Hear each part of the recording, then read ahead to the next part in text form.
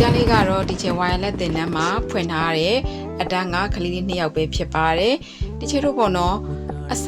အတန်းဖြစ်တဲ့အတွက်ဒီချေတို့လွယ်တဲ့ဟာတွေကိုပဲဒီချေကစတင်ရတာပေါ့နော်ခတ်တာတွေကိုစမတင်ဘူးသူတို့ကအခုမှခဲတန်းအစကိုတင်ရတာဖြစ်တဲ့အတွက်ဒီချေအရန်ခတ်တာတွေကိုမတင်ထားပါဘူးသူတို့ခဲတန်းမှာတည်တင်ထိုက်တဲ့အရာဝတ္ထုတွေကိုဒီချေကတင်ထားတယ်ဥပမာ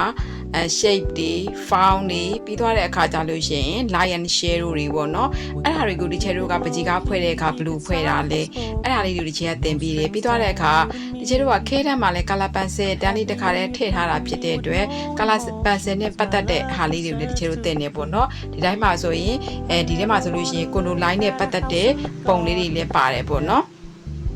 အထူးသဖြင့်တော့ဒီချေတို့ကခဲတန်းကိုစစတက်ခြင်းဖြစ်တဲ့အတွက်စိတ်ကူး idea နဲ့တော့မရသေးဘူးပေါ့နော်ဒါလေးတွေကတော့သူတို့ကြည်ဆွဲထားတဲ့ပုံလေးတွေဖြစ်ပါတယ်ခဲလဲပါတယ်လို့ color pencil လေးလည်းပါပါတယ်ဒါကတော့ဒီချက်တင်နန်း wireless ကပေါ့နော်တငယ်ချင်း2ယောက်ရဲ့လက်ရလေးတွေဖြစ်ပါတယ်ဒီတငယ်ချင်း2ယောက်ရဲ့လက်ရလေးတွေမှာပေါ့နော်ဘယ်လက်ရလေးကပို့ပြီးတော့အကြိုက်ဆုံးဖြစ်လဲဆိုတာလဲ comment မှန်ခဲ့ပေးကြပါဦးနော်